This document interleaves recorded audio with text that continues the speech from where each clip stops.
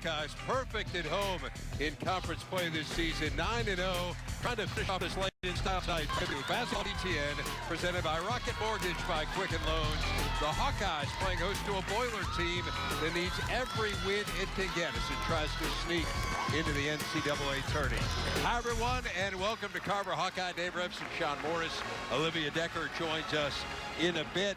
Sean, this Iowa team is solidly into the dance, but trying to enhance its standing here down the stretch. What are you watching most closely with them? C.J. Frederick and reincorporating him back into the attack. He played almost 33 minutes last game out after being out with that ankle injury. I want to see how hard he's able to cut, because when he's able to move without the basketball, he increases the effectiveness of guys like Joe Wieskamp and in particular Luka Garza. A really effective Iowa team offensively. They lead the Big Ten in scoring. The lineups, the Hawks, of course, lean on that Player of the Year candidate Garza. 14 straight games of 20 or more points, longest streak in the Big Ten this century. He'll go head-to-head with Travion Williams, top scorer and rebounder for Purdue. These two met earlier this season. It was a remarkable game. For more on that, here's Olivia Decker. Well, Dave, Iowa had given up 61 points by halftime. It got out of hand quickly.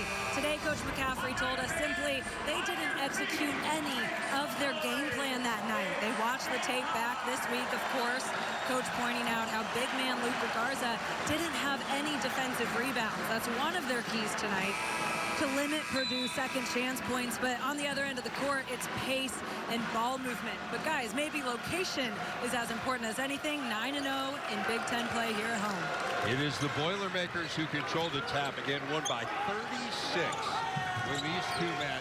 Their largest margin of victory ever against a ranked team. As Olivia said, Iowa trying to finish off that perfect home slate, but Sasha Stefanovic hits the three, and that's a good sign for the Boilers. Really nice job of moving without the basketball by Stefanovic and getting his feet under him on that curl cut. Garza answers with a two. Garza needing 14 points to become the all-time single-season scoring record holder here at Iowa, a record that has stood for 50 years. Could be broken tonight. Good strong double. Really good job by Iowa creating a turnover here. They forced Williams, Dave, out of his comfort zone, and then they're able to shoehorn him down there in the corner and effectively utilize that far sideline as a third defender. You see Matt Painter's taking Purdue to 11 NCAA tourneys. Only 5 Big Ten head coaches have been to more. Bob Knight, Tom Izzo, Gene Cady, who's in the house tonight, Bo Ryan, and Lou Henson, as Toussaint loses it out of bounds. It will go back to Purdue.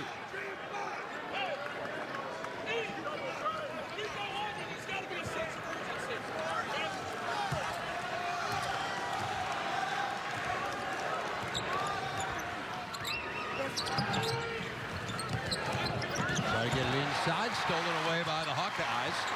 And Toussaint now to McCaffrey. Thought about the three. Here is Wieskamp. Nice job by Williams to forcing Garza out a little bit further into the corner. Good job of taking Garza out of that offensive sequence. Here's Stefanovic again. This one is well off the mark. And Garza the rebound. He didn't catch that cleanly. It was outside the shooting pocket. He rushed that shot, Dave. Frederick. Now Garza this time for three.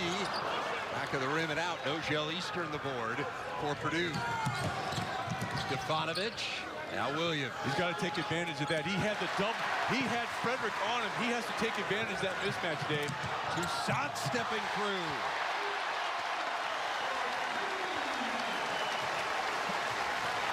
Iowa dodged one there because Purdue blew a golden opportunity. C.J. Frederick got caught on the switch in transition with Travion Williams, but Williams didn't recognize it and then compounded it with a live ball turnover.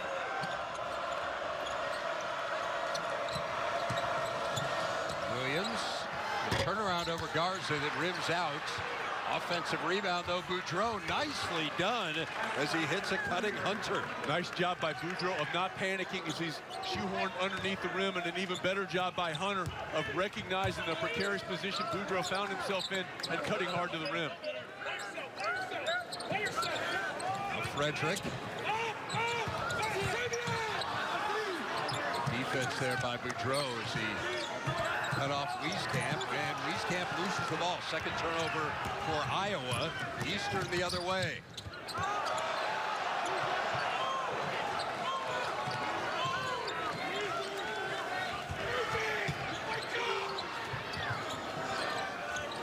Hunter's three doesn't go. Another offensive rebound for the Boilers, though. Hunter this time hits the little pull-up in the lane. And the second time that Hunter has made himself available when a teammate has gotten an offensive rebound on that baseline. Nice job by Hunter. Oh, Garza missed from point-blank range. Uncharacteristic there from Luka Garza. Just got caught too far down and undershot.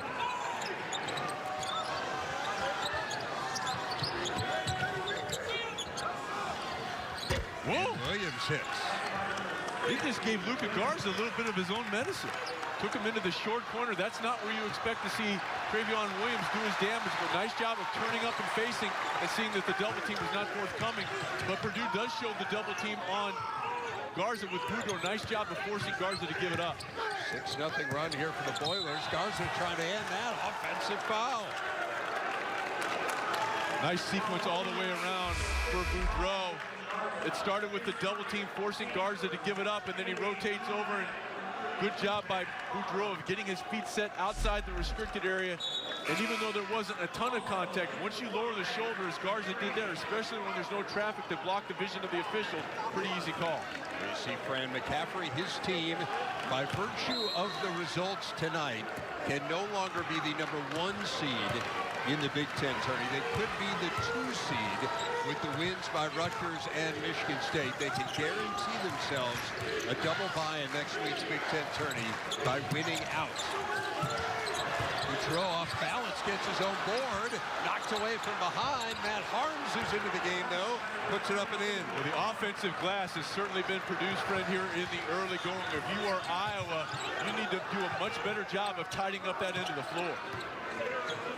Here's McCaffrey. He has missed both his threes badly.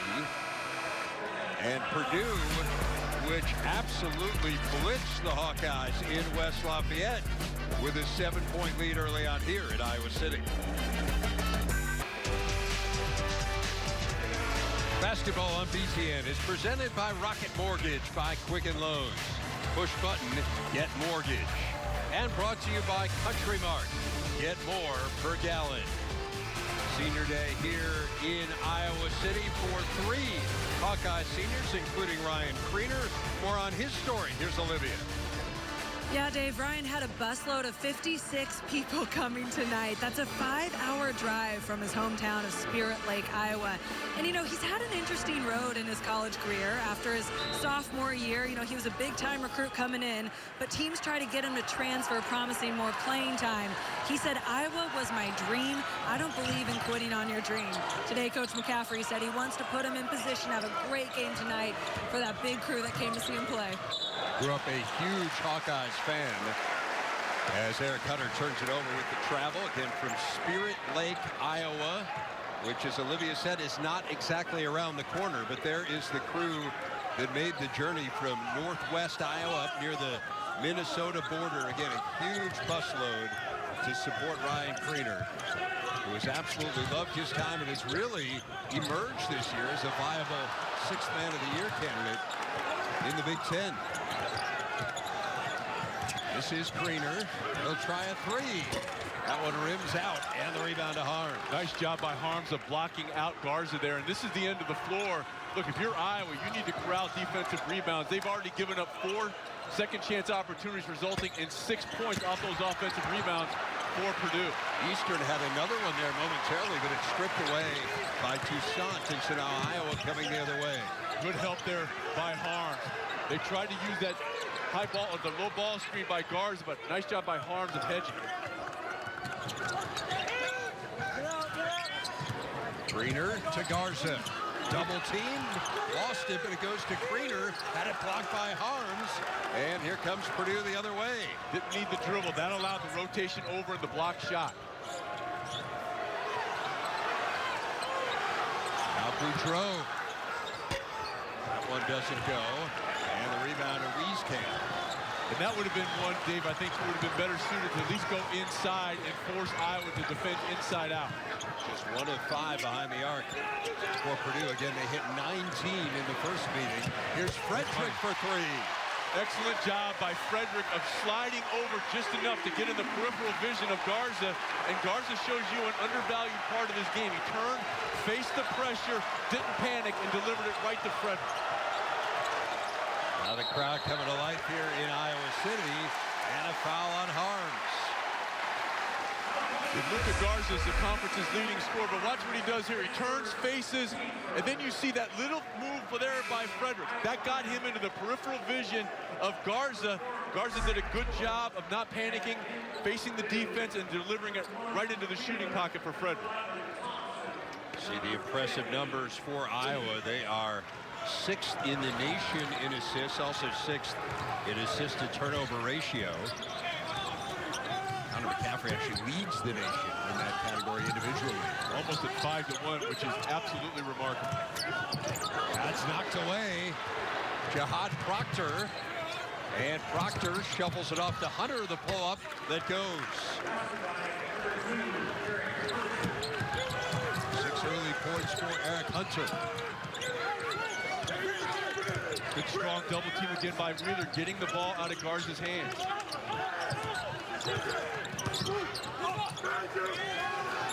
Wieskamp. Rebound to Thompson.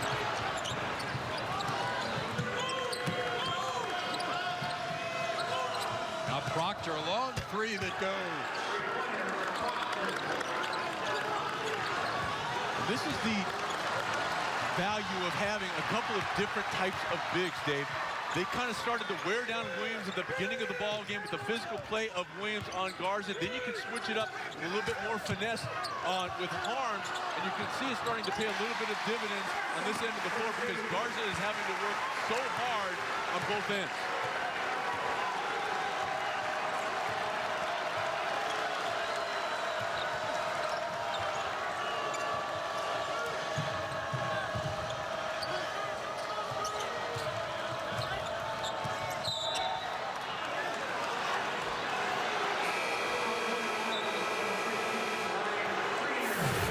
Dave, Jihad Proctor has struggled at times from behind the arc. It was the second chance opportunities to pay dividends, but it's Proctor and Stefanovic will also make you pay from deep.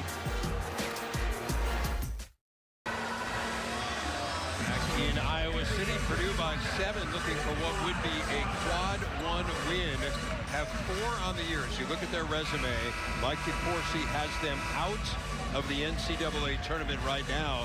The issue really for them, Sean, is that overall record. Need to put some distance between themselves and the 500 mark. They do have, again, 4 quad 1 wins. They also beat defending national champ Virginia handily at home, which is a quad 2 win. But again, 15 and 14. Again, historically, no one has ever gotten in as an at-large without being at least 2 games over 500, and that is a massive exception to the rule.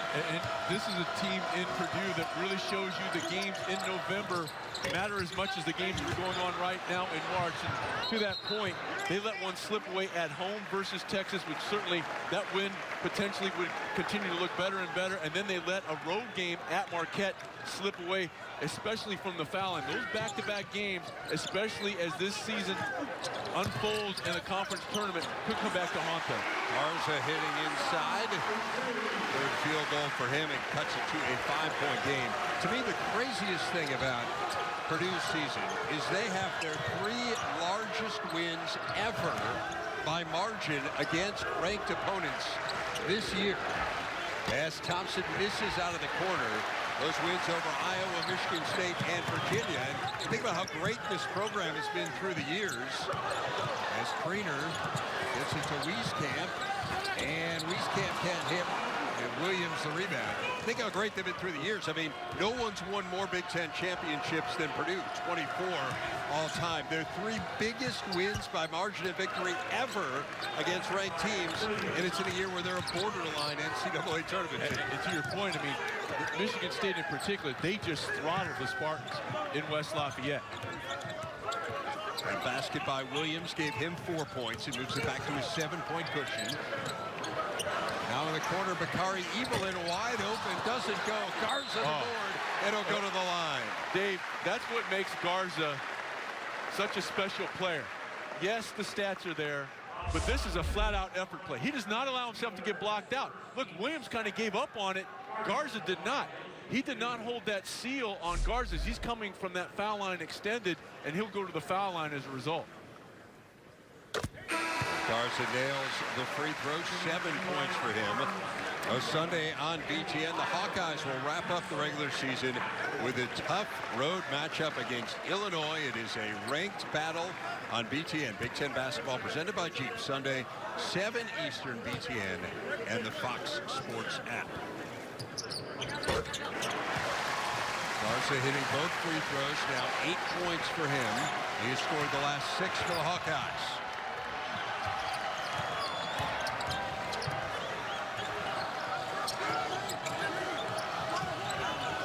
Iowa showing a little bit of a zone look here to try to give Purdue something different to think about. And again, points in the paint, harming the Iowa Hawkeyes. Good look, weak side, finding harm. That is 10 points in the paint now for Purdue. Cordell Pemsel. Stefanovic goes down, trying to steal it, but it was out of bounds. Dave, what I've really been impressed with so far is that when the double team has come, it has come aggressively, no hesitation. Boudreau in particular has really been aggressive coming from the weak side. No hesitation on the bigs for Iowa. And Frederick hits the three.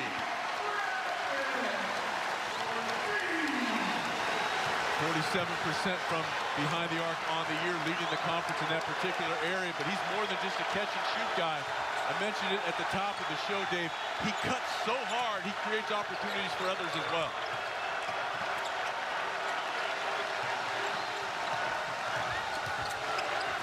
Stefanovic down low. Boudreau drew some contact, no call, but still able to finish. And a nice job by Stefanovic of freezing the Iowa defense, looking off and then coming back to Boudreau. Here's Pemsel. Pull up from the free throw line, and Stefanovic the rebound.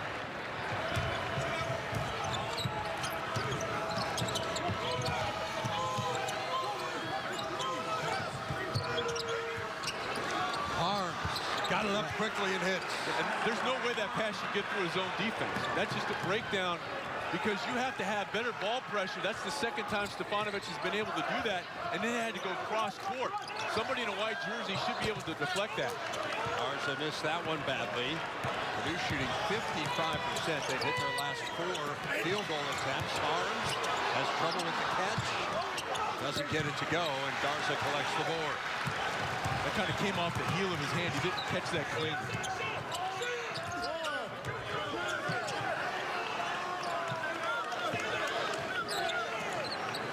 Look at Boudreau just gapping Pemsel. I mean, daring Pemsel to shoot. Boudreau is essentially playing kind of like a free safety in football right in the middle of that lane right now. Very conscious of where Garza is at every moment. That was something Matt Hader talked about with us today. We got to beat him to the spot. Boudreau's doing that there. Now Garza, loose ball goes to Pemsel. And there's a foul on Harms. That will be number 2 on the Purdue big man. Well, 2 is the magic number here, especially in terms of assists from Sasha Stefanovic. You look off the defender, there's no way that pass should get all the way through the zone defense. That'll be a point of emphasis for Iowa. Time for tonight's SoFi Academic Ambitions. Connor McCaffrey, a finance major with a 3.5 GPA, making the COSIDA Academic All-District team, was a National Honor Society student at Iowa City West High School, and I'm guessing this was not his dad's reaction when he brought home his report card, Sean. I would guess that is probably more than fair to say. This was earlier in the ball game, and the point of emphasis then was Purdue was really pummeling Iowa on the offensive glass, getting second chance opportunities. They've tidied that up, but still points in the paint, a decided advantage here in the early going for the Purdue Boilermakers. Now they're going to emphasize ball pressure and taking away those cross-court passes that Stefanovic has been able to exploit, and Purdue showing a little zone defense of their own off the dead ball situation. There's Pemsel. Garza out of the game for Iowa. Nearly turned it over, but went off Stefanovic. Just 4 seconds left on the shot clock. And Dave, another strong double team by Boudreau, paying dividends for the Boilermakers. Hawkeyes have missed their last 4 shots. So Rob Riley going in there to a quick exchange. Players on both sides. Here's McCaffrey. That one doesn't go. So now 5 straight misses for Iowa. And Purdue trying to build on the 8-point lead. And you should build on it now, because the one guy that is noticeable by his absence, Garza on the bench. So with the conference's leading scorer over there getting a rest, if you're a Purdue, you have to take advantage. And they do. Largest lead of the game now as Williams has 6. And Dave, again, just really poor pressure on the pass. Boudreau was able to look unobstructed and find Williams there.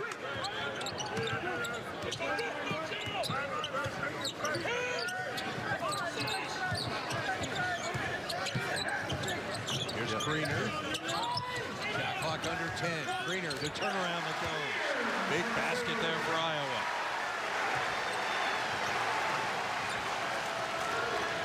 Greener has been great the last 4 games, averaging 12 points per game.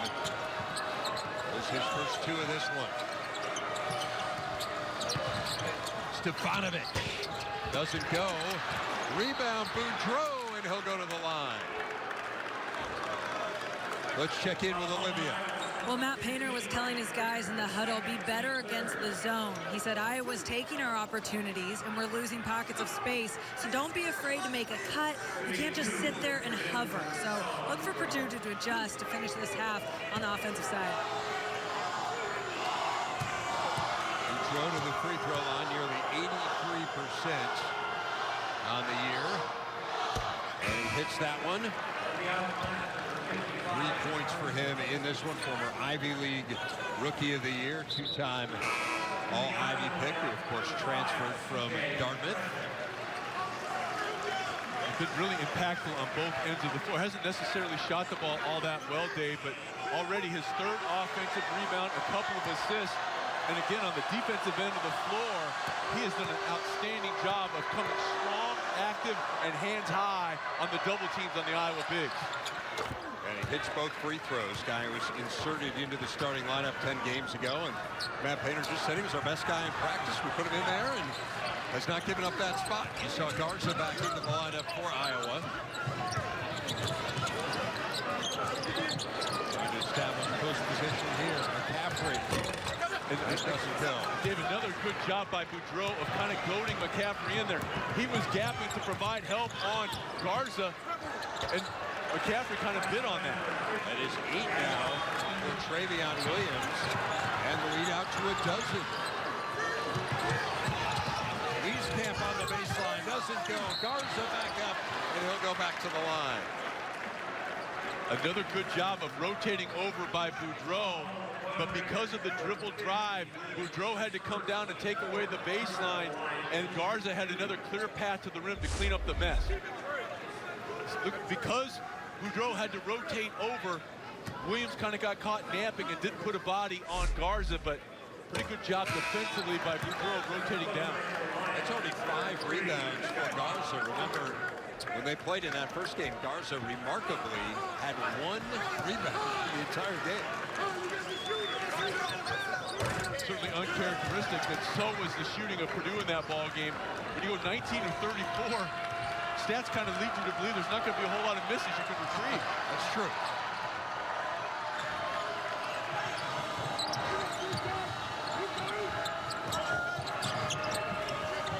There's Boudreau. The double comes. Shot clock under 10.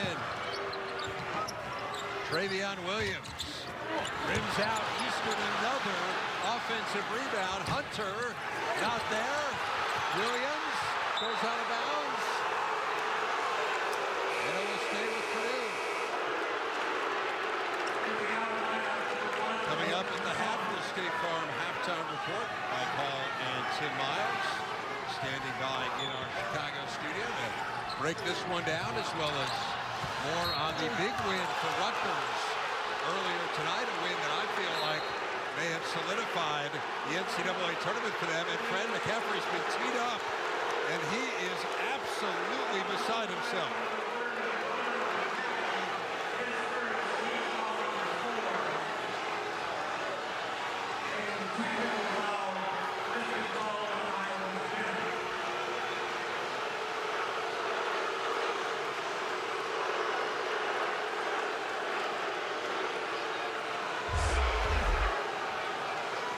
Travion Williams, a little dive cut.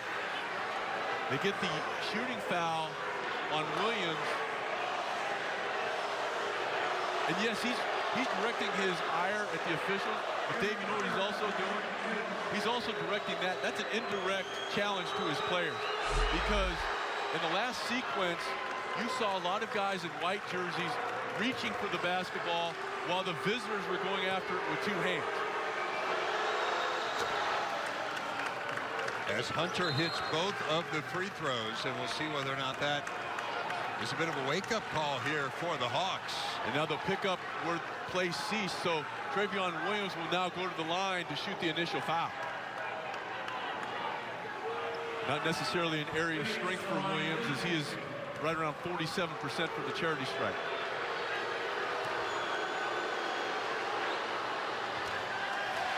And as if on cue, he misses the free throw. McCaffrey continuing to make his points on the sideline. Williams hits 1 of 2, so now 9 points for the sophomore. 33-18, a 7-0 run for the Boilermakers. Boy, Proctor doing a really good job navigating all those screens. Great job by Jihad Proctor as they tried to free up C.J. Frederick.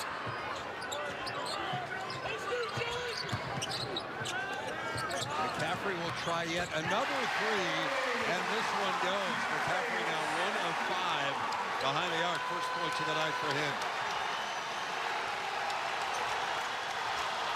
And this crowd coming to its feet.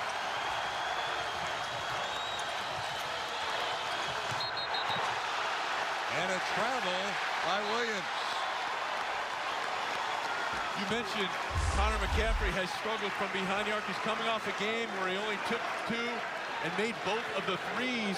Nice job of stepping into the three, and that was open, Dave, because they reversed the ball from side to side. They tried to free up Frederick initially. Proctor took that away, but good offensive patience by the Iowa Hawkeyes. Here's Frederick. They dodged one there because there's no way, if you're Purdue, you can allow Frederick to be that open.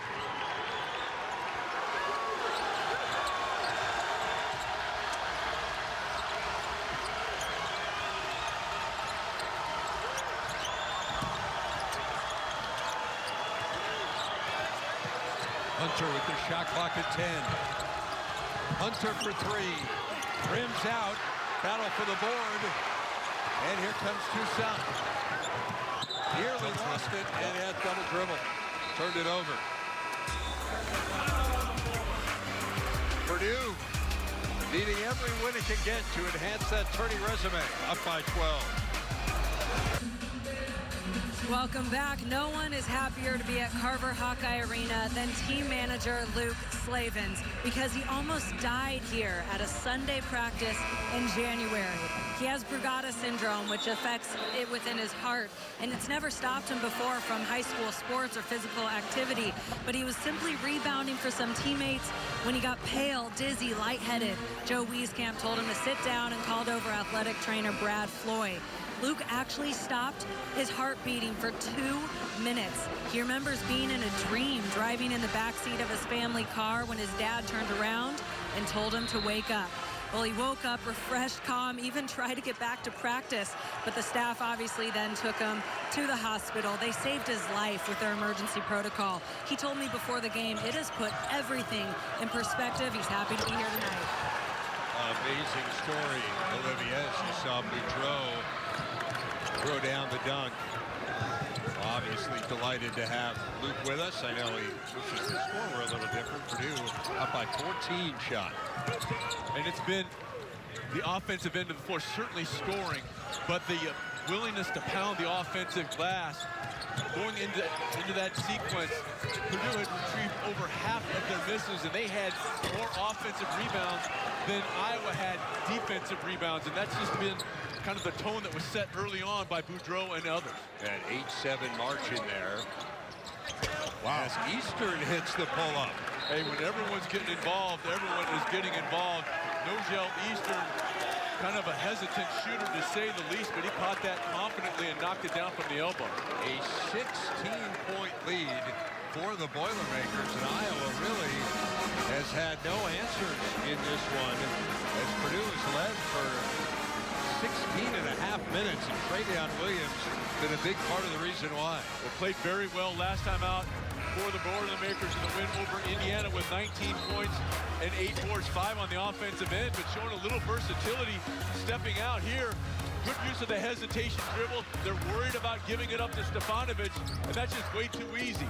Not only did they give up position too easily to Williams, but another problem for Iowa defensively, Dave, has been more pressure on the passer, allowing the passer, in that case Boudreau, to look with an unobstructed pass down to the post, and it has certainly paid dividends for the Boilermakers so far tonight. 22 points in the paint now for Purdue. Remember, you mentioned first game they hit 19 threes. They've only hit 2 in this one, so a very different story, but same results on the scoreboard. 16-point lead for the Boilers, and now the turnover, and Eastern is fouled. That foul's on Toussaint, his first. State Farm halftime report, my call, and Tim Miles about 2.5 minutes away, and the defense for Matt Painter's team once again has been stifling. Iowa shooting just 31% from the field. Remember, Purdue coming off the great defensive outing against Indiana. They held them to 25% from the field, their second lowest ever for an opponent in Big Ten play. And the other thing that's been impressive for Purdue tonight, 15 made field goals for the Boilermakers, 13 coming off the assists. Now Williams, cross-court Boudreau for 3, and he rattles it home. What a look by Williams. They ran the double. McCaffrey came over with the double, and they made him pay. And now they're going to make him pay again with a steal and conversion by Jahad Proctor. Wow. A 21-5 run. It is a double score in Iowa City, as Garza will go back to the stripe to try to stop the bleeding here for the Hawkeyes. Wonderful job by Williams a couple possessions ago. Here comes the double. And Williams understands that the pressure is going to come from one place. That's where the open man is, and Boudreau made himself available, knocking down a 3.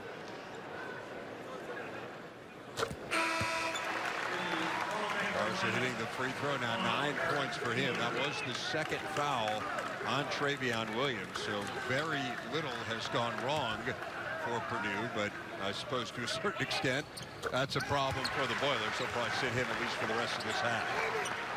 And Iowa extending the defense here a little bit to maybe get a cheap basket off a live ball turnover, but Purdue has just done almost a masterful job of countering everything that Iowa's thrown at them defensively. That being a notable exception. Way too quick of a shot for Proctor.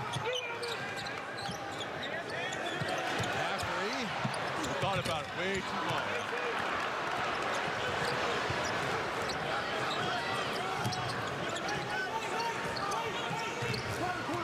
And Hunter will pull it back out.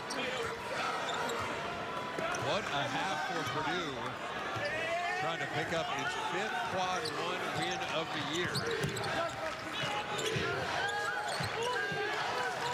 Trying to finish off a sweep of Iowa. Boudreau strong to the hoop, gets it back. Left it short, and Garza the rebound. Now, the difference between shot and game clock, if Purdue cleans it up, they should get the last shot of the half.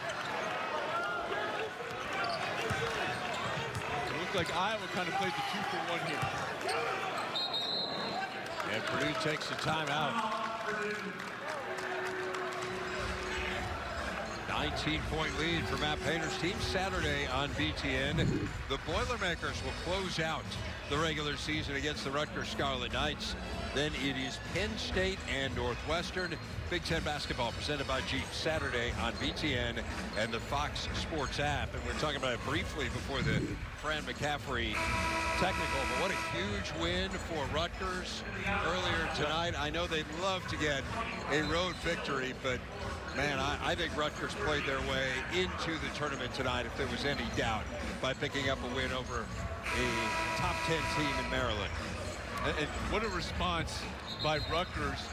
You know, they let one slip away. They dug themselves a huge hole on the road just about a week ago at Penn State. They were down 21 at one point, came all the way back to take the lead, and then Miles Dredd able to seal the win for Penn State. They didn't let that linger. They had to sit on that loss over the weekend. But boy, they came out and jumped on Maryland decisively this evening. That was a Maryland team with a ton to play for, too. I mean, they could have wrapped up a share of the Big Ten title with that victory, but Rutgers just dominating as Eastern turns it over. A rare mistake there for Purdue.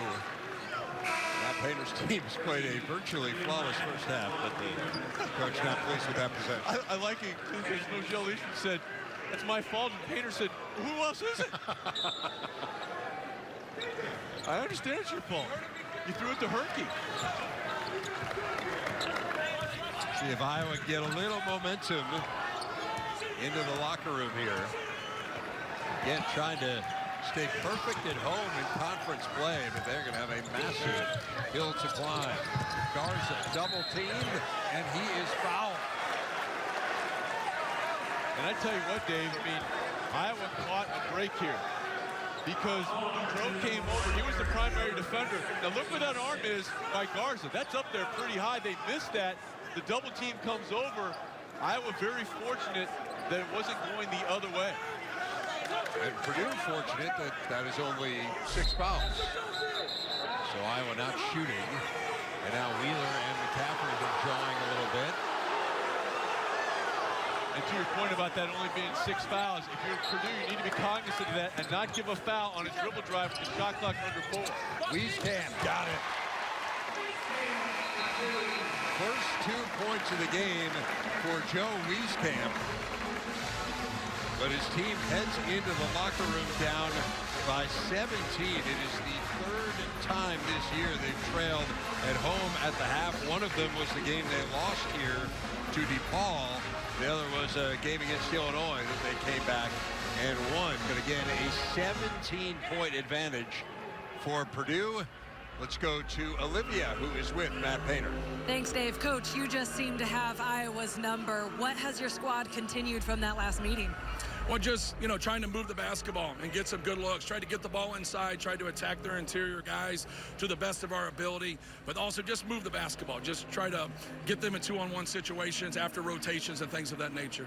It's an excited crowd in here. You know they've protected home court. What do you tell your guys at halftime to stave off any complacency? Well, just have a good start. You know, if we play well, we keep the officials out of it, we keep the crowd out of it. Just have a good start. We had a great start to the first half. Hopefully we can have a good one to the second. Thanks, Coach. All right, thanks. That was a good finish to the first half as well. A 22-9 run to close it out. They made 8 of their last 15. Again, halftime here in Iowa City, 42-25 Boilers. The State Farm halftime report with Mike and Tim after the break. Basketball on BTN is brought to you by Auto Owners Insurance.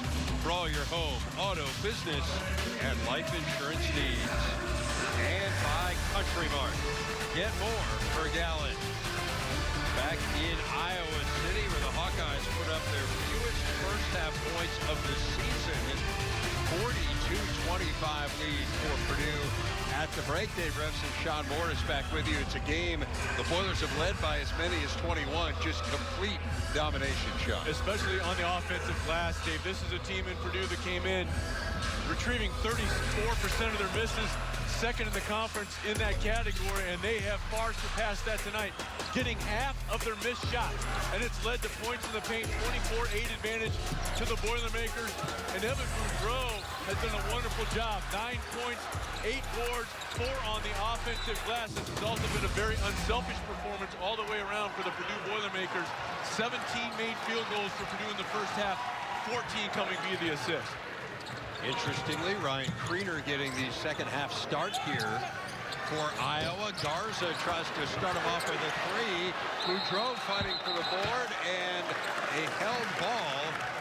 And so that will go to the Boilers as we check in with Olivia Denver. Well, guys, the last meeting they were down 25 at half, and tonight down 17 at half. Coach McCaffrey told us that last time that locker room was very businesslike. Well, tonight he told me when he's visibly upset in a huddle like we have seen, he said it's because we didn't do the 5 things we keyed on today. Now, one thing offensively, he said they're doubling Luka. We knew they would do that. We can adjust a little bit off of that. Offensive rebound by Travion Williams, and so the second half starts much like the first ended, although Williams can't hit, and Kriener's got the board for Iowa. And a much better sign because you saw not 1 but 2 Iowa jerseys through the window. And then Garza hits down low, a dozen now for him, so he is 2 points shy of setting the single season scoring mark, which has stood since 1970.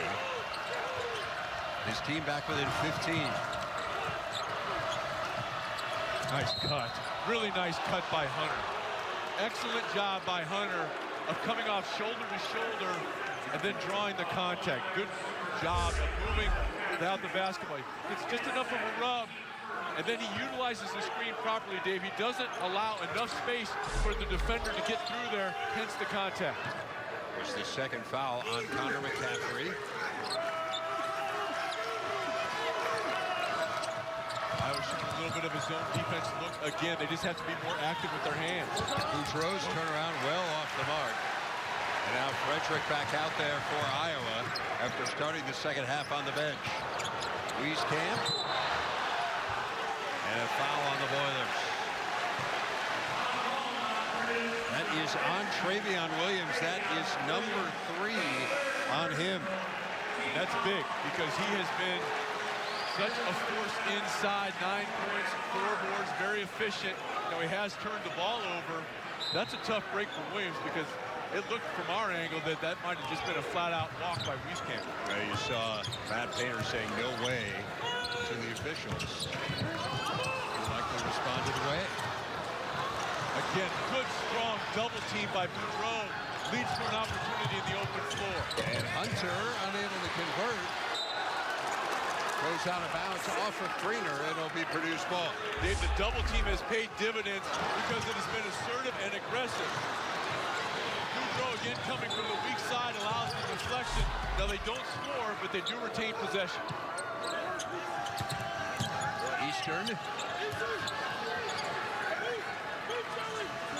Stefanovic hit one early, hasn't hit since then. Good job, really nice job by Harms of understanding the mismatch. He had Wieskamp, and then he showed the patience to kind of get Wieskamp on his hip. He put himself in the position where his teammate could see him, forcing Wieskamp to get the foul. First foul on Wieskamp.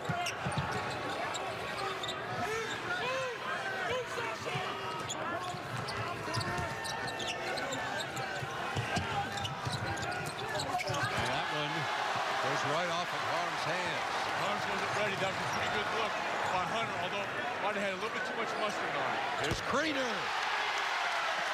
And the senior now with 5. And we are back to a 12-point game, and Iowa going to show a little pressure.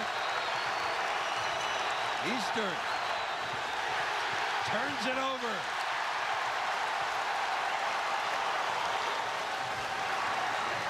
Oh, and then Garza wasn't looking. It goes right off of him, and Iowa returns the favor.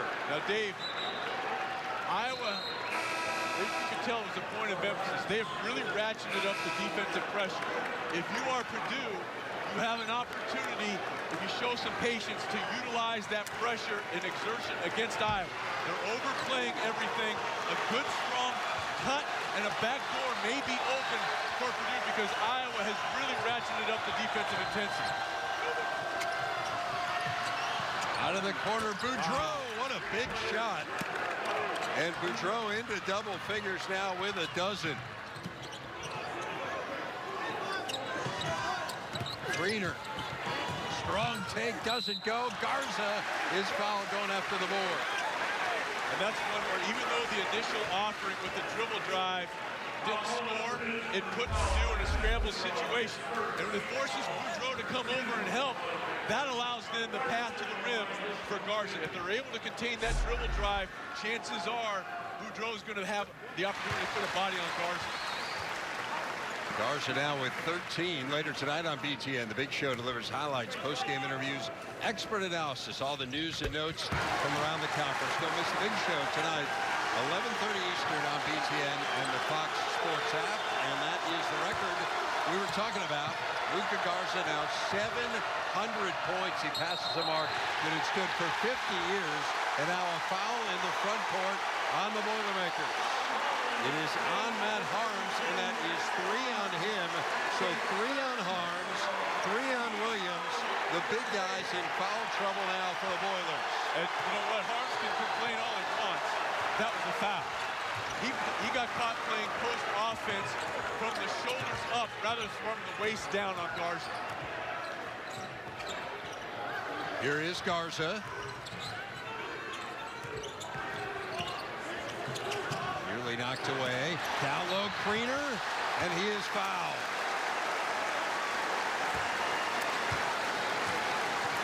The third foul on Matt Harms. Watch the replays. Look who remains the contact. Now, there was a little bit of exaggeration by Garza, but he put that shoulder into him. If you want to get into the post defender, you need to sit down. Barnes is playing straight up. There wasn't any traffic around to obstruct the view of the official. Barnes extended that shoulder. Pretty easy call. Kriener missing the free throw.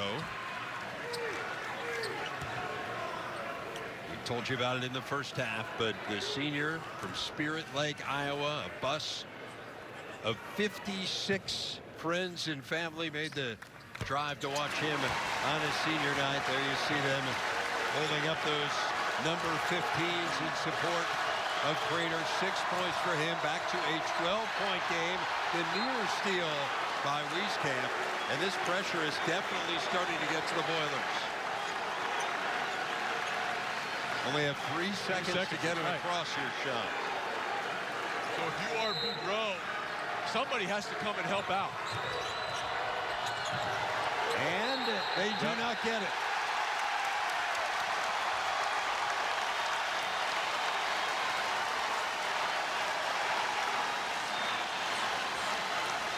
And Matt Painter's going to roll the dice. He is bringing Matt Harms back in with those 3 fouls, although Williams was playing with 3. And there you see Kriener getting fired up here as the Hawks try to make this run.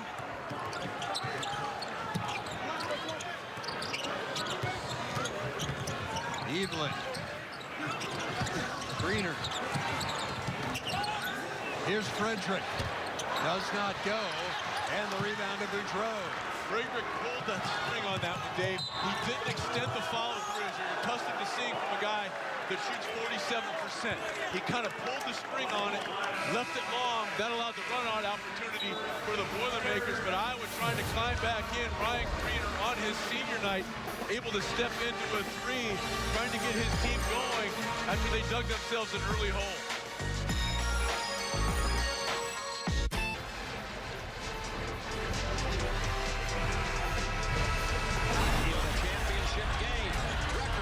With 1 second, gets it away.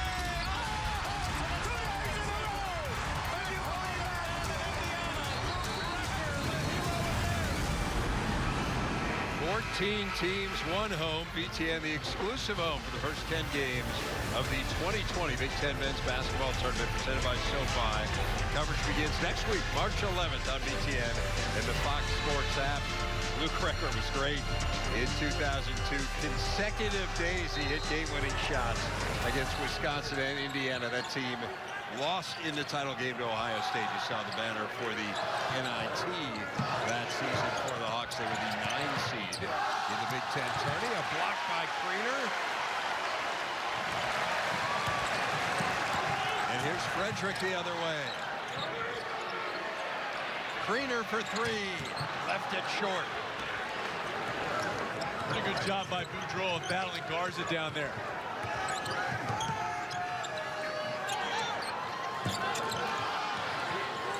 Thompson. That doesn't go, and Garza snares the rebound. If they would have waited half a tick, Williams had the opportunity to come with a strong post up on the ball side, would have had a chance right at the rim. Iowa tried to mount a rally here, still alive to share the Big Ten title. They could get into a 5-way tie for the title and could be as high as a #2 seed in that Big Ten tourney. They've got a rally here. Thompson the rebound off the miss. Proctor through the lane. The scoop goes. That's where he's so good. Now, he knocked down a 3 earlier. That's not his game. What you just saw there is his game. His ability to go through the lane with that right hand with momentum has really paid dividends for Purdue throughout the season. Evelyn, now Garza, 3-ball on the way. And if you're Williams, that was a little bit of fatigue, because Garza can certainly take you out there and knock it down. If you're going to come out, you don't necessarily want to close out completely strong, but you have to have your hands up. Proctor answers with a 3 of his own. Into double figures now for Jihad Proctor. He hits 10 over the last 3 games combined coming in. Garza loses it as he tried to make his move. Proctor the other way. And Thompson now gives it for Williams. How about the pass?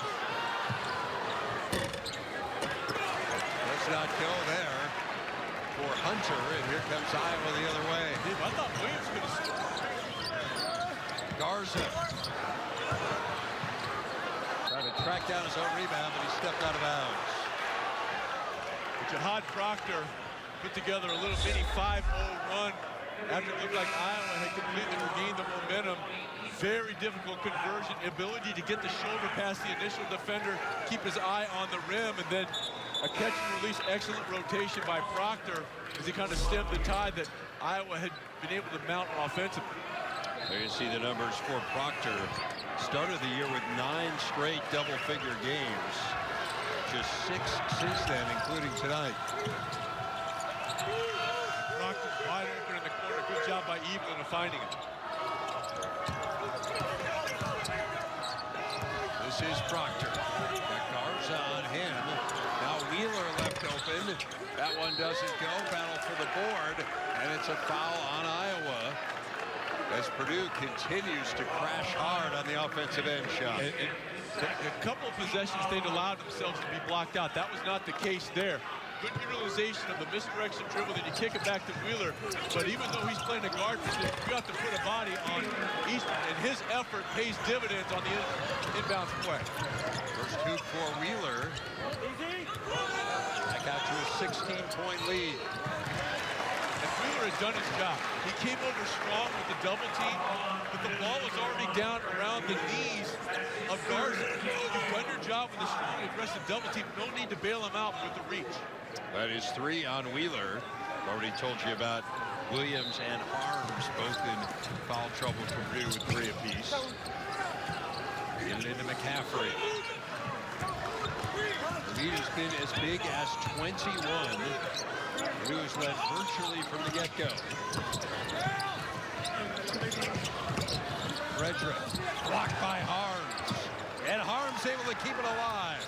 Here comes Thompson. Got Wheeler with him. Lays it in. Wheeler just out-sprinted everybody on the floor, Dave. I mean, he passed at least 4 different players wearing a multitude of different colored jerseys. Wieskamp off the mark. Frederick the offensive board. And now Garza goes up strong and Harms the rejection.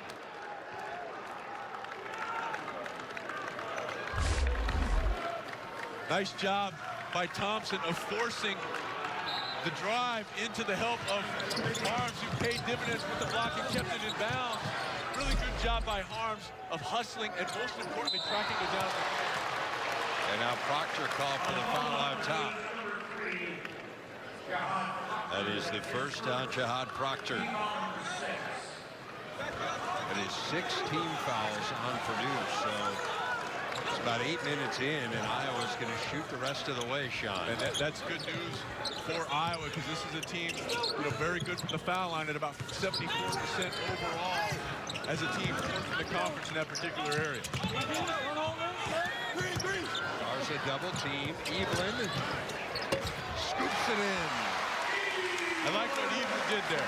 They were trying to goad him into taking the three. He didn't bite. He understood there's a ton of time. You mentioned the foul situation in which the Boilermakers find themselves. No need to settle for a three when you can get a clear path to the rim. First two for Makari. Evelyn, Wheeler. Yeah, I don't like that shot. You've struggled all year from behind the arc. It's quick. It doesn't come off a ball reversal. Effectively serves as an outlet pass for Iowa. Garza in traffic, no. And Wheeler collects the board as Harms went down hard. And Kelly Pfeiffer stops play there, concerned about the injury. It is Purdue 54-38 trying to pick up a critical road win. We take a look at tonight's Auto Owners Insurance game leaders. Evan Boudreau with his second double-double of the year. Had one earlier against Wisconsin, 12 points, 11 rebounds. Luka Garza, as usual, putting up big numbers, 17 and 9. We'll take a look back at that play involving Garza just before the break. What'd you see here, Sean? They had to go over and take a look at it at the break, as you would expect, because of where the contact between Garza and Harms, the defender, occurred. It's the right call because, yes, there is some contact with the grazing of the elbow, but Dave, that's a basketball play. Garza has to be able to continue through with that. There was no foul called on the floor and no flagrant forthcoming, and that was absolutely correct. You mentioned the 11 rebounds by Boudreau. How about 5 of those coming on the offensive end for the Boilermakers? He has provided great energy here tonight from the very outset of this game.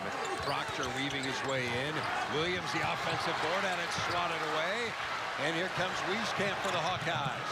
Wieskamp, strong to the hoop, and he lays it in. And a good job by Wieskamp of not settling. Evelyn also did a good job of sprinting to the corner, giving the two backpedaling defenders of Purdue someone to be aware of. Just 4 points for Wieskamp. He scored right at the end of the first half. Those his first points of the second. Here's Eastern. Shot clock at 10. Williams, double team. Wheeler. Over Garza, no. Tipped up, no.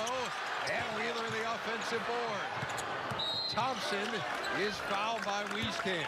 And Dave, sometimes it's not your own ability to get an offensive rebound, but keep it alive for a teammate. Travion Williams, a great example of it right here. You see the drive by Wheeler. Number 50 is not able to get his hand completely on it, but he tips it up and then stayed with the play and tipped it out to the corner, and that forced Iowa to give the foul as the play unfolded. Nice job, nice effort by Travion Williams. And continuing a theme here, 16 offensive rebounds for Purdue in this game. And again, that equal to the number of defensive rebounds for Iowa. Just a remarkable number. Shows you how well the Boilers have done on that offensive glass. Here's McCaffrey off the Boudreau miss.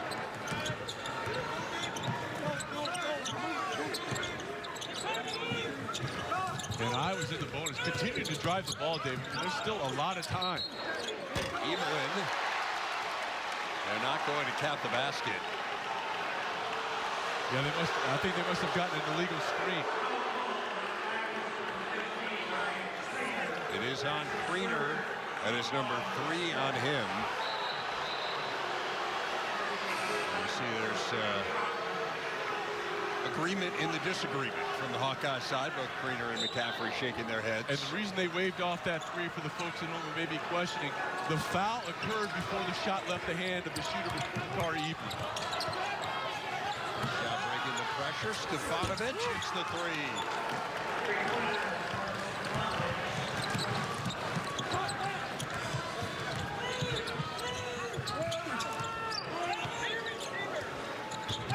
Good job by Proctor getting over the top of that screen. Nearly stolen away by Hunter. And Toussaint puts his head down and draws the foul from Hunter. And a good job by Toussaint. We talked about it earlier. Look, yes, there's a big difference in the score right now, but there's a lot of time left, and you are Iowa. you're in the bonus. So continue to force Purdue to make a decision as to what you want to do, especially in the foul situation and the bigs of Purdue find themselves right now. Toussaint, the freshman out of the Bronx, hitting the free throw, third point of the game for him. For his 13th consecutive make from the line, and he hits it. So the lead back to 15.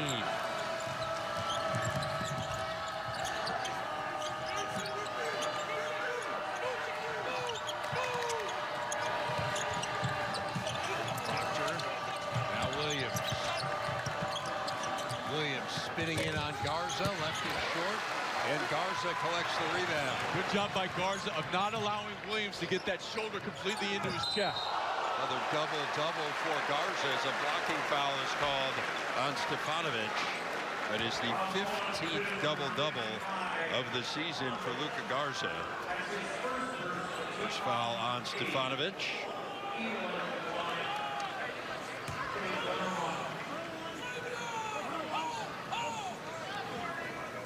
Evelyn doesn't get there much, but when he does, he's very productive, right around 86% conversion rate.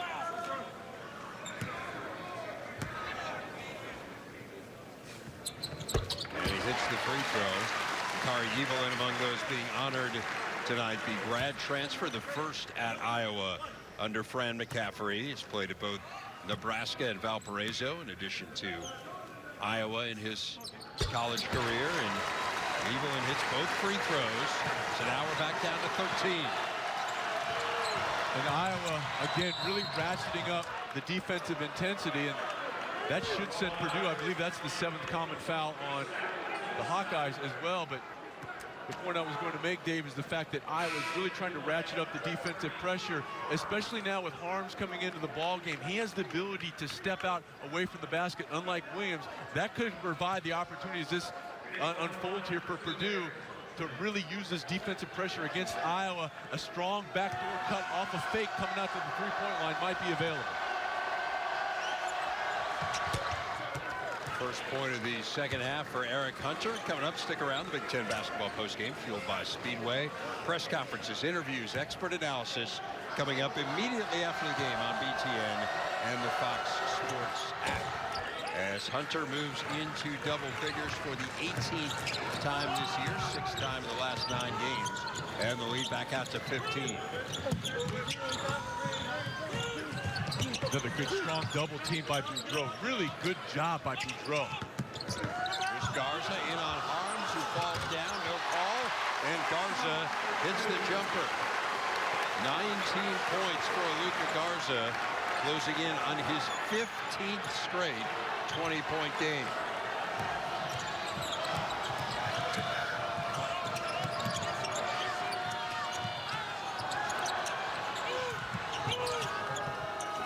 Harms. Good defense by Garza. Harms tries to shoot over him, and now Boudreau tracks down the rebound. And Boudreau fouled by Garza. That is number 2 on the Iowa big man. Lot of emotion here in Iowa City. The Hawkeyes and Boilers going head-to-head. 13-point lead for Purdue. Tomorrow, the excitement of the 2020 Big Ten Women's Basketball Tournament tips off from Indy. See a doubleheader of action. Illinois, Wisconsin, Penn State, Minnesota. It's presented by SoFi tomorrow right here on BTN and the Fox Sports app. Olivia Decker will be your host for that tournament. She joins us now with a special guest. Yes, Dave, I cannot wait to be in Indy. I get there tomorrow, and the Iowa Hawkeyes don't play till Friday because they're the 3 seed. And the player you're going to want to watch is Kathleen Doyle, the Big Ten Player of the Year. Kathleen, congratulations. What does it mean for the 3rd straight year for Iowa to get this prestigious honor? Yeah, it's awesome. It's great for the university, and it just shows what a great coaching staff we have here, and they do a great job of developing us as players. But we know that individual success doesn't come without team success for sure. So it's all the coaches and my teammates for sure. Well, you're very humble. It's so much fun to watch you play. I can't wait for Indy. Now, how do you guys get ready for this tournament when you don't even know who you're playing yet? How do you scout? Yeah, it's nice that we've played every team. You kind of know teams really well at this point in the year, but you just have to play hard in practice and get ready for both. And our coaches do a really good job of prepping us either way for whatever happens in those games, and just kind of get mentally prepared to play 3 games in 3 days, hopefully. It'll be a great stretch. Congratulations, Kathleen. Thank you. Appreciate it. Back to you, Dave. Battle on the glass inside, and a foul going to go against the Boilermakers. That is on Stefanovic. Number 2 on him.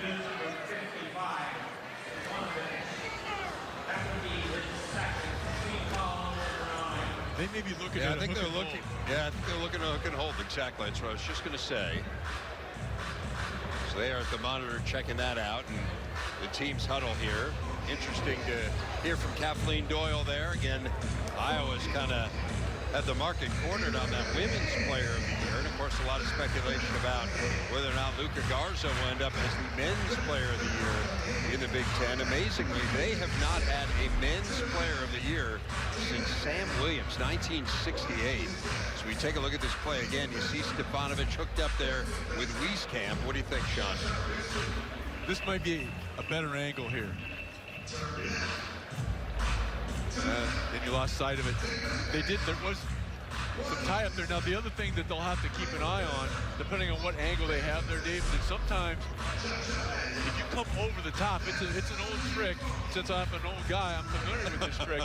You can come down and actually put your arm over the top of, in this case, Stefanovic, to make it look like he is the one providing the hook. I really can't tell. Now, there was certainly some contact. I think it just may be a common foul. Yeah, that's the sign we got. No hook and hold. But they certainly had to take a look at it. I don't want to give away all the secrets of all those north of 45 as they get into rec league games, but you can certainly make it appear as if the other person was the transgressor. That's all I'll say. You don't want to incriminate yourself any further. Well, I'm not sure what the statute of limitations is, but we have to be approaching it, Dave. Well, Wieskamp hits the free throw. Just 5 points for him in this game. Again, he has been slumping. Single figures 2 of the last 4 games for a guy who's in the top 10 in the conference in scoring. 13-point game. Can Iowa make a run? Purdue's been able to fight them off each time. And if you are Purdue, much like we talked about with Iowa earlier, understand that Iowa is also in a situation where if you are Purdue, continue to drive the ball because a common foul will put you at the line. This harm, shot clock at 10. Hunter. Shot clock at 5. Stefanovic, offensive foul. Good job by Iowa defensively, Dave, of really building an imaginary fence or wall in the middle of the court because the ball never swung from the right side to the left side. Easy call for the official to make as Stefanovic tried to create some space with that inside arm.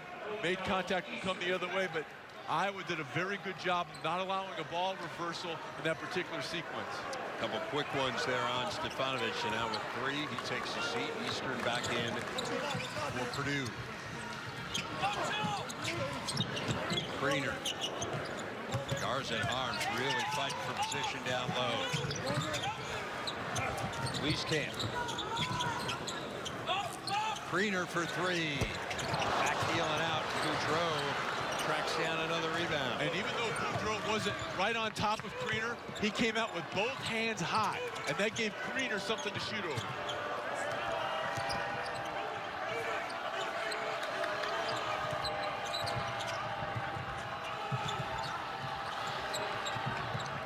Greener hurt himself. He's grabbing that right knee. They need to take advantage. If you're Purdue, you have to go right at him here. I think 2 seconds to shoot. Proctor gets it up. And yeah, Greener having all kinds of trouble getting back down court, Sean. I'm going to guess that it was bumping of the knees. Offensive foul on Wieskamp as Boudreau continues to have a massive impact in this game. Yeah, he jumped that right hand, and right here, his leg just kind of moved awkwardly. But you could see him grabbing that And then what a nice job by Boudreau of showing his hands and jumping the right hand of Wieskamp as he tried to get to the rim. That is 4 fouls on Wieskamp as you see Greener go to the end of the bench. Wieskamp out of the game now for Iowa with those fouls. Not sure how long you can afford to have him on the bench. Eric Hunter now at 13. Compare that to the stop that Iowa had, even though they get a run out here. Compare that possession to the one that led to the offensive foul for Stefanovic. The ball reversed sides a couple of times, and that forced Iowa to defend all their defensive real estate. They had a clear shot. Garza over 20 points once again. 15th straight conference game, longest in school history. 20 points or more. And the longest in the Big Ten this century is Hunter. Got the nice offensive board, kind of continuing a theme here for Purdue, and Oilers will go back to the line. Dave, this is a team in Purdue that is second in the conference in terms of offensive rebound percentage at about 34%. They have far surpassed that. They have been hovering around retrieving nearly half of their misses as this game is unfolding. That one was on Joe Toussaint, the foul was. So now Hunter rolls the free throw home. Guy who has just dramatically improved this year for Matt Painter's team. He averaged about 2 points per game last year. He's at more than 10 this season. You see point number 15 and getting it there tonight. That follows up the 17-point performance last time out for Purdue when they defeated the Indiana Hoosiers. They lost 4 in a row before defeating IU to complete a season sweep. Now looking for what would be a very significant win as they try to claw their way back into that NCAA tourney picture. McCaffrey hitting his second three. The lead is 13.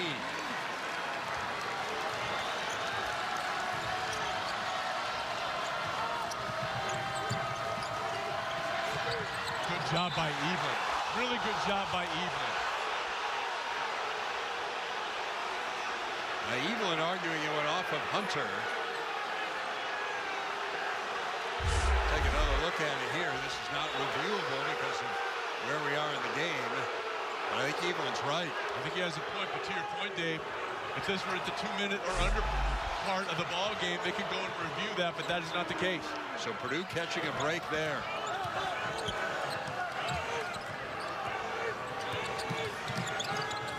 Here's Boudreau. Shot clock at 5. Thompson knocked away by Garza. But that was the dribble drive that I thought might be available a few possessions ago because Iowa really trying to overplay everything. They sense that. They don't close out under control. Purdue able to turn the corner, although they will only have 3 seconds when they inbound the basketball. Now Matt Painter calls a timeout. Obviously, this possession important enough in his mind that he wants to draw something up. It is 66-53. Purdue on top of Iowa. Fran McCaffrey pleading his case to no avail. Back in Iowa City, historic week for the Big Ten. 8 teams ranked in the AP poll this week. That is the most ever for the conference. It's the first time any league has had 8 or more in 9 years. You can see it is double the closest conference, the ACC. Again, speaking to the tremendous depth of this conference. 10 teams projected into the NCAA tournament by Mike DeCourcy this week. Coming out of the break, oh man, Hunter, a big-time shot with the shot clock winding down. And a nice find by the trigger man, Nogel Easton right there. He did not panic. That was getting close to a 5-second count, but he waited until Hunter was able to shake free. And now another Iowa turnover, and Hunter's foul by McCaffrey. As we mentioned, 3 seconds when they inbounded the ball. Good job by Hunter of creating some space with that dribble, but excellent patience and not panicking by No-Gel Eastern, the trigger man as well. Let's check back in with Olivia Decker. Matt Painter and his players are fired up, as you can imagine, him begging them to give him their best right now. He said these next minutes are so important, seriously. He wants them to help each other out with these presses and really stressing to them, use your voice, know where each other is at all times. Well, Hunter's had a huge game for Matt Painter, 19 points, new career high for him. And we were talking to Matt today about how much do you talk to your team about what you need to do here down the stretch. As Boudreau goes to the ground and calls timeout. And if that does not exemplify the effort of this Purdue team here tonight, I don't know what does. And Matt Painter can't help but to smile. His team up 17 and diving all over the floor. Mike, thanks. As we take a look at the home they built, presented by Rocket Mortgage by Quicken Loans, and talking about just how significant this would be were Purdue to pull off the win. Keep in mind, Iowa's 14-1 here this year. They have not lost a home conference game. We're looking to finish a perfect home conference slate for the first time in 14 years, but we need a massive rally here against the Boilers to pull it off. Purdue looking for its 5th quad 1 win of the year. Here's Boudreau, who has been fabulous tonight, had it blocked away. Now this a Purdue team 4-11 in quad 1 games. They are 35 in the net. They are out of almost everyone's bracket right now, as Hunter, who's had a great second half, misses that one.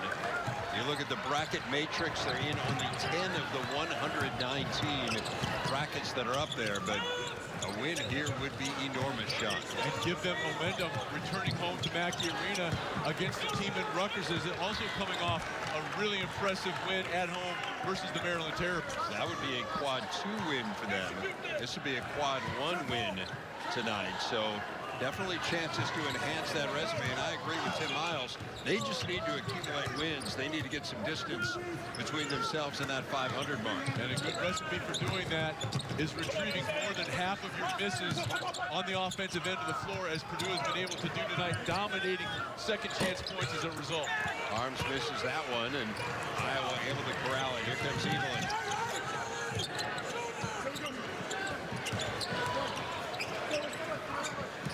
Greener. Good to see Greener back in there after hobbling off earlier. 9 points now for the senior in his final home game.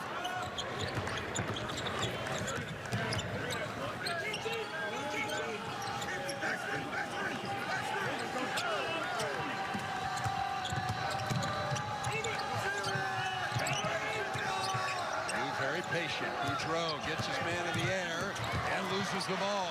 Here comes Evelyn for Iowa. Garza. 23 for Luka Garza, and Iowa has it back to a 12-point game, and the Hawkeyes take a timeout. It's going to be interesting to see right now as we take a look at the last basket, Dave. Good job by Garza spinning away from contact and using the backboard. Let's see if Iowa talks about if they keep No-Gel Eastern in the ballgame, and especially if it's early in the shot clock. I know that there are a little bit north of 2 minutes here, but No-Gel Eastern, not exactly a strong part of his ballgame is the ability to convert at the foul line. If No-Gel Eastern catches it, you would not put them necessarily in a situation, look, even though it's a double bonus, splits it, you might be able to get extra possessions here. It's going to be interesting to see how Iowa decides to play this. Well, we take a look at tonight's Indiana Farm Bureau game reset. You see each team with at least one timeout. They're both in the double bonus. The possession arrow favors the Hawkeyes. And to your point, Eastern is on the bench for Matt Painter. Yeah, I knew I couldn't be the only person that would have seen that possibility. Matt's pretty good coach. Yeah, he's okay. Yeah, he's done all right. Trouble getting it in for the Boilers. Pressure from Iowa's given Purdue some trouble at points in this game. And now Garza incredulous as he is called for the foul. That's number 3 on Luka Garza. Now Thompson is in the ball game. A pretty good three-point shooter, but even though it's not a large sample size, Thompson at times is scoring from the foul line. He's under 65%. First point of the game for the freshman from Zionsville, Indiana, suburban Indianapolis. Younger brother of P.J. Thompson, former Boilermaker, a guy who scored more than 2,100 points in his high school career. It's 1 of 2, and Iowa fortunate to come out of there with the board. So 13-point game. Time, obviously, an ally of the Boilermakers. Evelyn. Garza, 3-ball. Got it. 26 for Luka Garza. Hawkeyes have made their last 5 field goal attempts, and now it is down to a 10-point game. And because Boudreaux has to kind of help out on that dribble drive, it allows Garza. That was not an easy shot because, take a look, I mean, he's coming up. That hand is up there, and it's attacking the shooting pocket. That's far more difficult than it appeared in live action. We were talking about Purdue's NCAA tourney hopes. Fran McCaffrey's team solidly into the tournament right now. Mike DeCourcy has them as a 6th seed. 8 quad 1 wins for them. To give you some perspective, only Kansas, Baylor, and Seton Hall have more nationally. This is a quad 2 game for them. It's a quad 1 game for the Boilermakers. 7 wins over ranked teams this year for Iowa. Most since 2006, most in the nation this year. So they put together a very good resume. Couple stumbles. The home game against DePaul when the Blue Demons were playing great, and a loss to Nebraska as well. And a tough second half in a neutral site game at Las Vegas is the only thing that stands between Iowa and a win over potential #1 seed San Diego State. Foul on Toussaint. And so that will send Thompson back to the free throw line. That's 4 on Toussaint for what it's worth. And I like what Iowa did. Look, if you go for the quick steal, if you don't get it, extend the ball game and put a guy up there. We mentioned he hasn't been to the foul line a ton, and his last offering for Purdue, he came up short.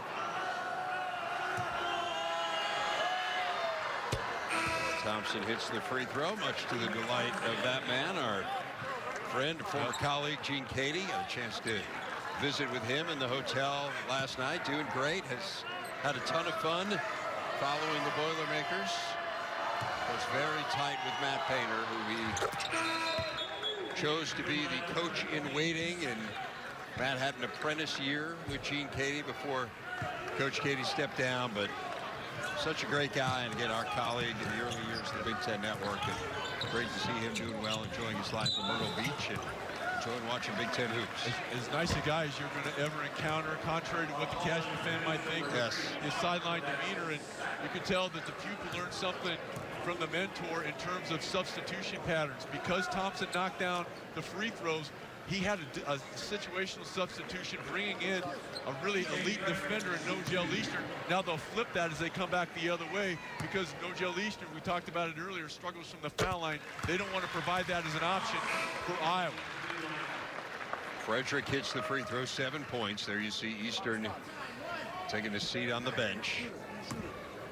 And so Frederick will have one more.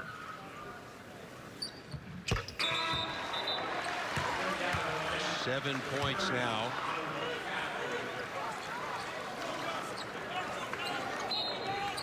Now the thing you have here, Dave, is if they have to, they can always bring Harms down and just throw it up and let the 7'3" junior go get it, but they didn't have to resort to that. Riley Till, another one of those seniors, comes in and commits the foul. Till was honored on senior day, actually has a year of eligibility left, but he is going to move on either to play somewhere else or perhaps to stop his basketball career. Thompson been calm under pressure.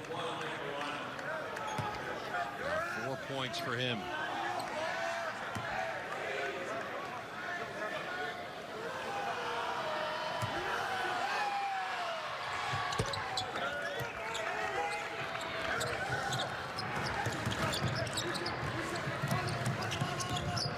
going to have to go in this one. Evelyn. Wieskamp. And a held ball. It will stay with Iowa. And it started with really good defense by Isaiah Thompson. Evelyn was trying to turn the corner. He forces him to give it up. Nice rotation over by Harms, and then that allowed Hunter to come in and tie it up.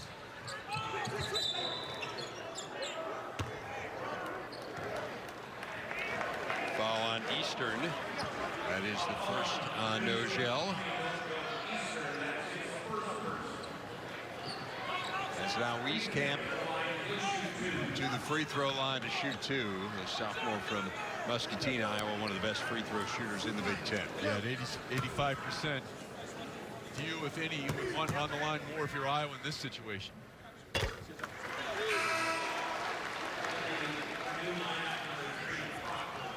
A frustrating day for Fran McCaffrey. Again, his team came into this game with a chance to keep themselves in the hunt for a potential tie for the regular season title in the Big Ten, but barring some sort of miracle here, it doesn't look like it's going to happen for Iowa. Could also, with 2 wins, have guaranteed themselves a double bye in the Big Ten tourney, but man, Purdue has just had their number, Sean. Well, that is an ill-advised pass. I'm not sure what Proctor was thinking there.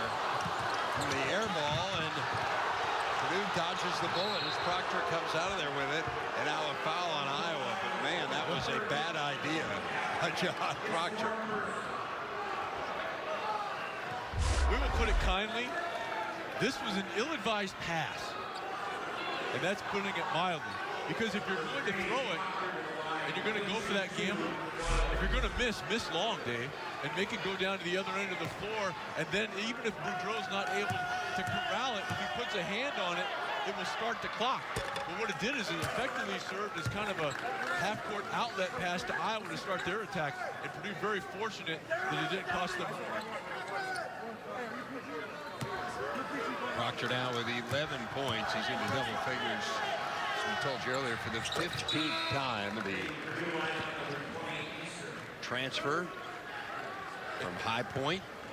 And he had a sequence earlier here in the second half, Dave. If you remember, Iowa looked like they had a lot of momentum, and Proctor had a dribble drive and knocked down a 3 to kind of stem the tide for Purdue. Winding down toward the final minute of this game. McCaffrey got to put it up. Not there. Battle for the board, and it will stay with Iowa.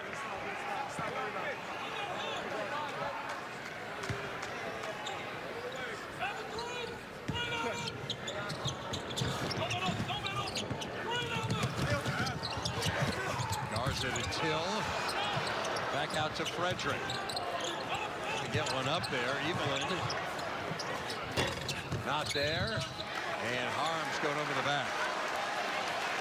Now, even though they didn't complete the sequence with a rebound, they burned some clock, and a big reason for that, we talked about it all night, Dave, Boudreau with a really solid double team. He ran the double team at the beginning of that sequence at Garza and forced him to give it up. And even though they didn't complete it with a rebound, as the play unfolded, it did burn some valuable clock time. Riley Till missing the free throw, now just 3 of 10 from the stripe this year. Boudreau has just been fantastic. I feel like he has kind of personified the effort that Purdue has given in this game. They have played so hard here tonight, Sean, really from the get-go. And we've seen it on the offensive glass. We've seen it on the defensive end of the court. Matt Painter's team, he said to us today, they know how big this is. They know what this win could mean for them, and they have played like it. And sometimes those hustle plays are called the proverbial intangibles, but they also could be shown in tangible ways, and it has certainly been reflected for Purdue tonight in their percentage of offensive rebounds off their missed shots, their points off turnovers, and their dominance in second chance points as well as points in the paint. Iowa has called off the dogs here. They are not going to foul. And Purdue going to go on the road and get a really impressive road win. Here's Wieskamp with the lay-in. Down to a 9-point game, and the Boilers will run out the clock on their 4th straight win over the Hawkeyes, their 16th win of the year. They improved to 9-10 in Big Ten play, heading into the regular season finale Saturday here on BTN against Rutgers. Iowa, meanwhile, falling to 20-10. They are 11-8. They head to Champaign to take on Illinois Sunday, a game you can also see on BTN. And Iowa dug themselves a hole early, not just in terms of the score, but Purdue came out, Dave, and really set the tone with the effort plays and the fact they put Iowa on their heels. And this is a team in the Iowa Hawkeyes who is playing as confidently as anyone in the conference, especially with that most recent impressive home win over the Nittany Lions.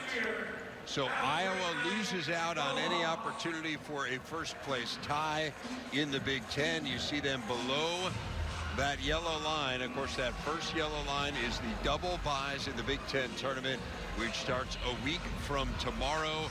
Purdue ahead of that line now as they were at the beginning of the night. The second yellow line, which involves staying out of the Wednesday games. And remember, they have the tiebreaker against Indiana as well. So there is now no way that Purdue can play on Wednesday, because even if they were to finish in a tie with Indiana, they have a tiebreaker by virtue of having beaten the Hoosiers twice. Let's get over to Olivia, who's with Matt Painter. Okay, Coach, 4th straight win over this Iowa team. And tonight, you were the only Big Ten team to win here. How did your players step up for that? Well, it's a huge win for us. You know, we had to get off to a good start. We've really struggled with some of our starts in Big Ten play on the road. So we got off to a good start. Kind of up and down a little bit to start the second half, but we maintained it and just made enough plays. It's kind of difficult. Sometimes you go back and forth, especially when they're pressing, but our guys hung in there. Just one game left on your schedule, and with this win, the implications of that one are greater, and this is over Rutgers, who just beat Maryland, of all people. So what do you guys do in these next couple days leading up to that? Well, just, focus on Rutgers. They're a great team. Steve's done a great job. They play very hard. They have good size, good skill. Geo Baker's a great shot maker, so we know it's going to be a tough game for us. Congratulations, Coach. Thanks. All right, thank you. Quite a day for Matt Painter. Gets a career-high 19 from Eric Hunter as his team leads virtually from start to finish, and they take it 77-68 over the Hawkeyes. Coming up next, the Big Ten basketball postgame show. For Sean Morris, Olivia Decker, and our entire BTN crew, I'm Dave Revson saying thanks for watching and good night from Iowa City as the Boilers top the Hawks.